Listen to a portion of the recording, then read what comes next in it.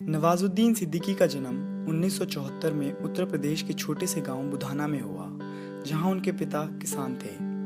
नवाजुद्दीन 9 भाई बहन थे, जिनमें वो सबसे बड़े थे। स्कूलिंग के समय नवाज ने साइंस स्ट्रीम चुनी, जिसकी वजह से वो आगे चलकर एक पेट्रोकेमिकल फैक्ट्री में एक केमिस्ट के रूप में जॉब करने लगे। पर नवाज को इस नौकरी से संतुष्टि नहीं मिली, उनमें और काम करने की चाह थी।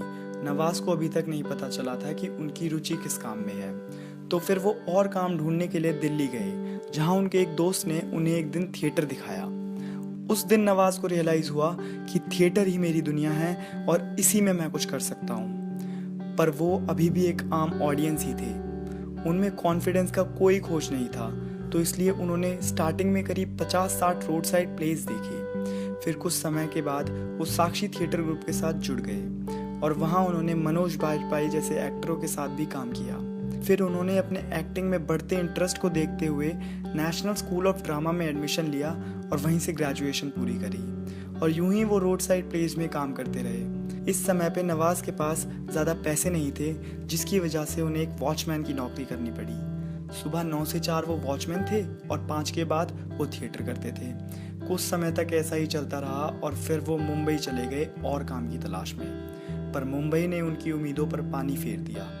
कोई भी टीवी शो मेकर अपने शो में एक छोटे कद के सांवले रंग के एक्टर को लेना नहीं चाहता था। ये नवाज के लिए एक बहुत बड़ा चैलेंज था। उस समय नवाज के पास बिल्कुल भी पैसे नहीं थे, वो अपना रेंट भी नहीं चुका पा रहे थे। फिर उन्होंने अपने एक एनएसडी के सीनियर से पूछा उनका अपार्टमेंट शेयर करने के लिए, तो उनके सीनियर ने उन्हें अपने अपार्टमेंट में रहने दिया, पर बदले में नवाज को रोज अपने सीनियर के लिए खाना पकाना पड़ता था।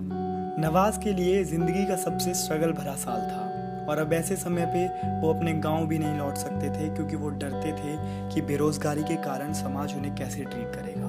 तो इसलिए वो मुंबई में ही छोटे छोटे रोल्स करते रहते थे, जैसे कभी भीड़ का हिस्सा बनना या फिर किसी टीवी सीरियल में 1 मिनट का रोल। उन्होंने बॉलीवुड में डेब्यू किया आमिर खान की फिल्म सरफरोश के साथ, जिसमें नवाज का रोल सिर्फ 2 मिनट का था, जिसपे किसी का ध्यान भी नहीं गया। फिर ऐसे ही नवाज ने कई फिल्मों में छोटे छोटे रोल्स किए, जैसे जंगल मूवी और मुन्ना भाई MBBS।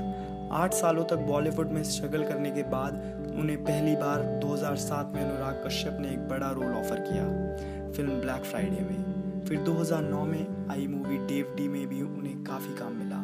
उसके बाद फिल्म न्यूयॉर्क और फिर आखिरकार उनको लोगों की नज़र में लाया गया आमिर खान के प्रोडक्शन बैनर के नीचे बनी फिल्म पीपली लाइव की वजह से। इस समय पर आकर उनकी फाइनेंशियल स्थिति थोड़ी संभल चुकी थी, पर नवाज का इतने रोल से पेट नहीं भरा। उन्होंने और काम तलाशा, उनमें और काम करने की इच्छा थी, वो हमेशा से ही कुछ नया करना चाहते थे। फिर फाइनली अनुराग कश्यप ने नवाज को लेकर एक बड़ा एक्सपेरिमेंट किया।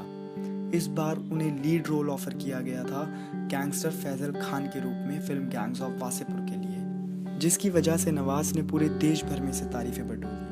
उन्हें इस रोल के लिए अवार्ड से भी सम्मानित किया गया। फिर नवाज को काम मिला आमिर खान की फिल्म तलाश में, जिसमें उनका काफ़ी अहम रोल था।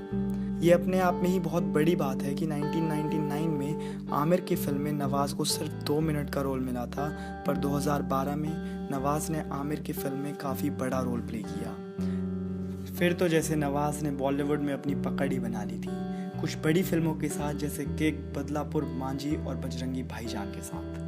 नवाजुद्दीन कहते हैं, films didn't happen by chance and I too wasn't prepared. कोई लॉटरी नहीं लगी थी। फिर बाद में गेम समझ में आया, उसमें 12 साल लग गए।